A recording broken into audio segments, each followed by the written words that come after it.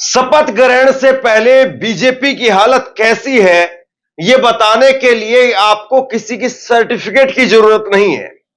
आपको केवल और केवल यह काम करना है कि बीजेपी ने जो अपने 2 ऑब्जर्वर नियुक्त किए हैं हरियाणा में मुख्यमंत्री को शपथ दिलवाने के लिए और विधायक दल के नेता का चुनाव करने के लिए, इसमें पहली बार आपको अमित शाह का नाम देखने को मिलेगा। हरियाणा जिसमें बीजेपी ने पूर्ण बहुमत पाया, लेकिन उसके बावजूद अमित शाह और मोहन यादव को हरियाणा के लिए बीजेपी ने ऑब्जर्वर नियुक्त किया है। यह बीजेपी की तरफ से कल देर रात को ट्वीट किया गया, कल देर शाम ट्वीट किया गया, जिसमें बीजेपी ने लिखा कि भारतीय जनता पार्टी के संसदीय बोर्ड ने हरियाणा में पार्टी विधायक दल के नेता के चुनाव हेतु माननीय केंद्रीय गृह एवं सहकारिता मंत्री श्री अमित शाह जी एवं माननीय मुख्यमंत्री मध्य प्रदेश डॉक्टर मोहन यादव को केंद्रीय पर्यवेक्षक नियुक्त किया है। ये जो लाइन है और ये जो 2 नाम हैं, अमित शाह, मुझे याद नहीं आता है कि अमित शाह को किसी चुनाव के अंदर विधायक दल का नेता चुनने के लिए पर्यवेक्षक बनाकर के भेजा गया हो, ऑब्जर्वर बनाकर के भेजा गया हो। और यहां पर अमित शाह को हरियाणा के अंदर पर्यवेक्षक बनाकर के भेजा जा रहा है, तो इसका मतलब क्या समझा जाए? क्या बीजेपी के अंदर सब कुछ ठीक नहीं है? क्या बीजेपी को अपने लोगों से बगावत का डर है? लगातार 3 दिनों से मैं ये खबर इस पर कर रहा हूं कि हरियाणा के अंदर 8 तारीख को चुनाव के नतीजे आ चुके थे और उसके 5 दिन बीतने पर भी हमें यह नहीं पता था कि बीजेपी के ऑब्जर्वर कौन होंगे। हमें यह भी नहीं पता था कि वाकई मुख्यमंत्री की शपथ कब होगी, और मुख्यमंत्री की शपथ की तारीखें पहले 12 अक्टूबर, फिर 15 अक्टूबर और अब 17 अक्टूबर की तारीख हमें बताई गई। लेकिन जो आश्चर्य की बात है, हैरान करने वाली बात है, जिसमें तमाम लोग इस बात को लेकर के हैरानी जता रहे हैं कि अमित शाह को आखिरकार हरियाणा क्यों जाना पड़ रहा है, और जबकि अमित शाह चुनाव से पहले ही नायब सिंह सैनी के नाम पर मोहर लगा चुके थे। क्या बीजेपी फिर से मुख्यमंत्री बदलना चाहती है? क्या बीजेपी फिर से चेहरा बदलना चाहती है? और बीजेपी में जिस तरीके से चुनाव के बाद में या चुनाव के समय पर अनिल विज को लेकर के या राव इंद्रजीत को लेकर के जो बातें निकल करके सामने आती रही कि वो भी मुख्यमंत्री की रेस में है। हालांकि राव इंद्रजीत ने कल अपनी तरफ से ट्वीट करके जरूर इस पर एक स्पष्टीकरण दिया, लेकिन राजनीति में जो बात कह दी जाए वो बात अंतिम हो, ऐसा जरूरी तो नहीं। और आज मोहन यादव को अगर केंद्रीय पर्यवेक्षक बनाकर के भेजा जा रहा है, तो क्या इसका मतलब यह समझा जाए कि हरियाणा की यादव बेल्ट के नेताओं को मनाने की और यह दिखाने की कि देखिए हमने बिना कही मध्य प्रदेश के अंदर यादव को सीएम बना दिया, तो यहां पर भी जब चाहेंगे हम सीएम बना दें।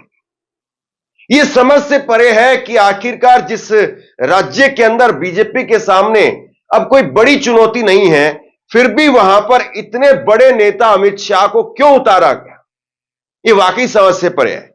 बीजेपी के लेटर पर आप देखिए, अरुण सिंह जो कि राष्ट्रीय महासचिव हैं, उनकी तरफ से लेटर जारी किया गया 13 अक्टूबर यानी कल को यह लेटर जारी हुआ है। भारतीय जनता पार्टी के संसदीय बोर्ड ने हरियाणा में पार्टी विधायक दल के नेता के चुनाव हेतु माननीय केंद्रीय गृह एवं सहकारिता मंत्री श्री अमित शाह एवं माननीय मुख्यमंत्री मध्य प्रदेश डॉक्टर मोहन यादव को केंद्रीय पर्यवेक्षक नियुक्त किया है। जैसे ही ये लेटर सामने आया, लोगों को हैरानी सबसे ज्यादा अमित शाह के नाम से हुई और उसके बाद में मोहन यादव के नाम से भी, कि मोहन यादव आखिरकार क्यों? मोहन यादव तो खुद पर्ची से सीएम बने थे। क्या मोहन यादव कल किसी और के नाम की पर्ची निकालेंगे? क्या हरियाणा में कोई और बीजेपी ने मुख्यमंत्री तय कर लिया है और नायब सिंह सैनी को हटा करके क्या बीजेपी किसी और को बनाने जा रही है?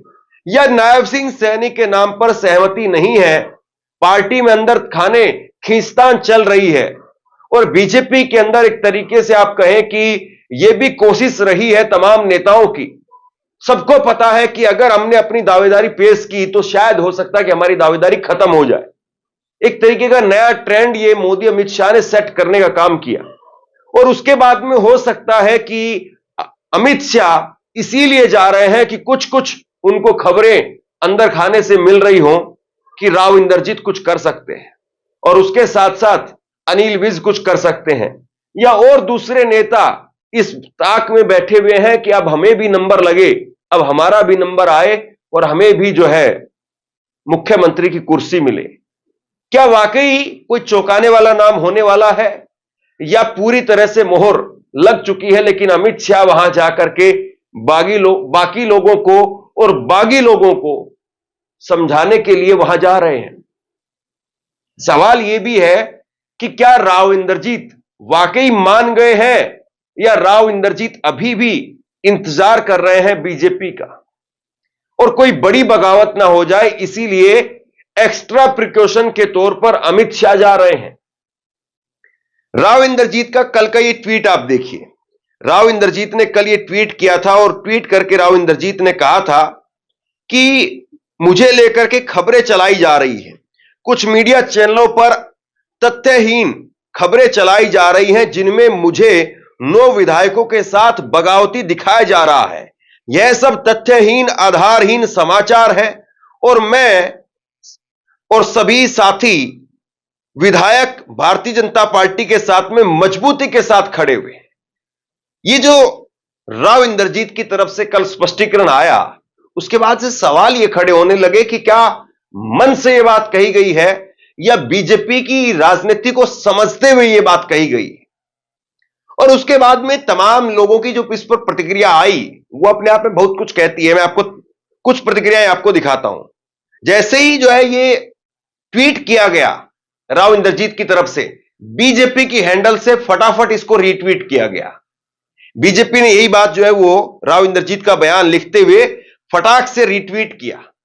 अब बताइए, पहले जब राव इंद्रजीत को लेकर के इस तरह की खबरें चल रही थी तो बीजेपी के हैंडल से कोई सफाई नहीं आई, लेकिन जैसे ही राव इंद्रजीत ने इस बात को कहा, फटाक से बीजेपी के हैंडल से इस बात को दोहराया गया।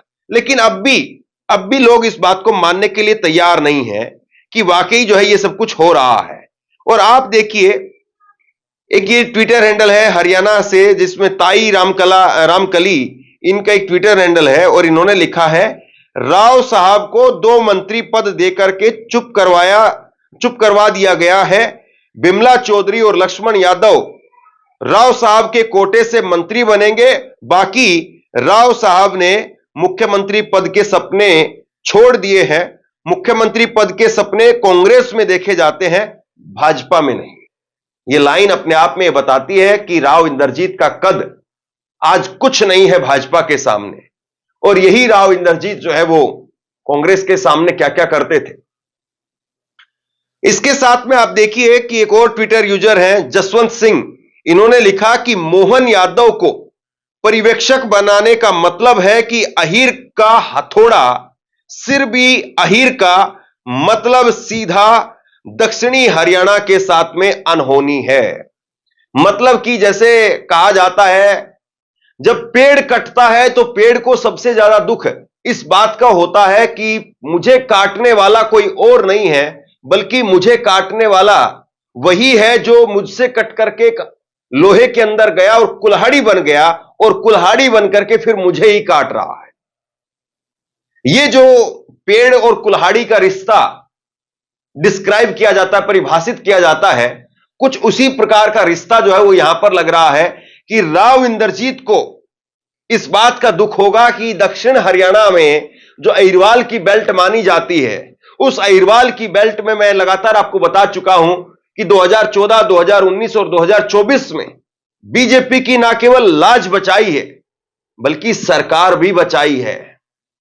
और ऐसे में उस अहिरवाल बेल्ट के साथ में यहां पर उसके हिस्से का मुख्यमंत्री पद दिया जा रहा है किसको? नायब सिंह सैनी को या किसी और को।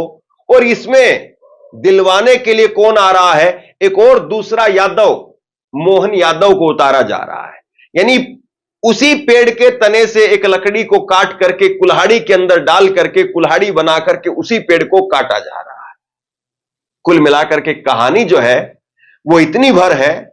कांग्रेस में तो दिखाई देता है कि रणदीप सिंह सुरजेवाला है, कांग्रेस में दिखाई देता है कि भूपेंद्र हुड्डा, दीपेंद्र हुड्डा, शैलजा है, लेकिन बीजेपी के अंदर यह दिखाई नहीं देता है कि कौन कहां पर है। और बीजेपी 48 सीट लाने के बाद में भी अभी भी बहुत हद तक जो है वो असमंजस में है कि क्या होगा। और अमित शाह को बनाया गया है तो इसका कोई दूसरा कारण समझ में नहीं आता है। हरियाणा कोई बहुत बड़ा राज्य नहीं है, हरियाणा में अमित शाह ने कोई बहुत बड़ा जो है वो काम भी नहीं किया है कि चलिए जीत का जो सेहरा है वो अमित शाह के सिर पर बांधने के लिए काम हो रहा है।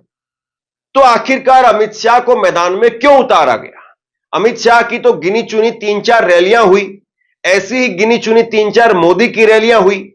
ये जो चुनाव लड़ा गया हरियाणा का, ये तो पूरी तरह से प्रदेश के नेतृत्व ने लड़ा, प्रदेश के नेताओं ने लड़ा। और बीजेपी ने एक गुलदस्ता भी तैयार किया जिसमें नायब सिंह सैनी भी थे, अनिल विज भी था, यहां पर अहिरवाल में राव इंद्रजीत भी थे और बाकी के और नेताओं को भी टिकट दिया गया। लेकिन केंद्रीय नेतृत्व तो उससे दूर रहा, ना रैलियां बहुत भारी हुई, ना रोड शो हुए। तो अब अमित शाह की एंट्री लास्ट मोमेंट पर क्यों करवाई जा रही है? क्या इंद्रजीत ही आखिरी इस बात को लेकर के कांटा है या फिर अमित शाह और मोदी के मन में कुछ और चल रहा है? एक लिस्ट आप और देखिए, ये जो वोट कटवाओं की लिस्ट है, ये वोट कटवा लिस्ट में आपको दिखाई दे रहा है, ये आज तक ने एक लिस्ट जो है जारी की कि वोट कटवा में 14 सीटें ऐसी हैं जहां पर कांग्रेस हारी है। क्या बीजेपी अभी भी इस बात को नहीं मान रही है कि वो वाकई जीत गए हैं? क्या बीजेपी को यह पता है कि हम किस तरीके से जीते हैं? और इसीलिए अपने आप को सेफ जोन में ले जाने के लिए इस प्रकार की चीजों का सहारा लिया जा रहा है। सवाल इस बात का है, वरना अमित शाह को बनाए जाने को लेकर के कोई और बड़ी वजह समझ में आती नहीं है। आप जरा ये देखिए कुछ तस्वीरें देखिए जरा, जहां पर राव इंद्रजीत अलग अलग लोगों से, अपने समर्थकों से, विधायकों से मिलते हुए नजर आ रहे हैं।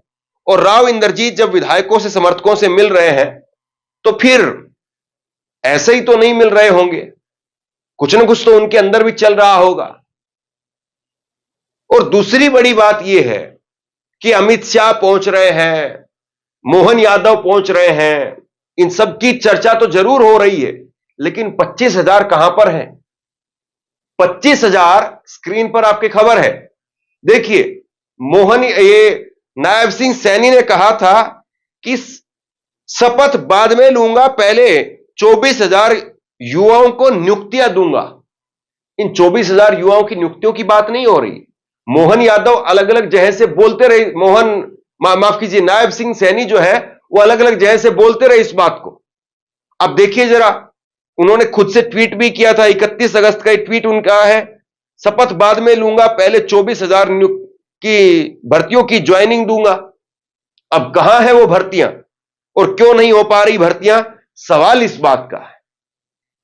तो बहरहाल अमित शाह को चुनावी मैदान के बाद पहली बार हम देख रहे हैं कि उनको पर्यवेक्षक के तौर पर भेजा जा रहा है। यह तो हम जरूर देखते थे कि नेताओं को मनाने के लिए या सरकार जहां पर नहीं बन रही है वहां सरकार बनवाने के लिए अमित शाह की एंट्री होती थी, लेकिन जहां सरकार बन रही है, सरकार के पास में पूर्ण बहुमत है, 3 निर्दलीय मिलाकर के 51 का आंकड़ा है, आखिरकार वहां पर अमित शाह की एंट्री के मायने क्या निकाले जाए? आप खुद ही बताइए। नीचे कमेंट बॉक्स में अपनी राय लिख करके जरूर बताइए, इस वीडियो को शेयर कीजिए और इसी तरह की तमाम खबरों के लिए ऑनलाइन न्यूज इंडिया को सब्सक्राइब कीजिए। आपका बहुत बहुत धन्यवाद।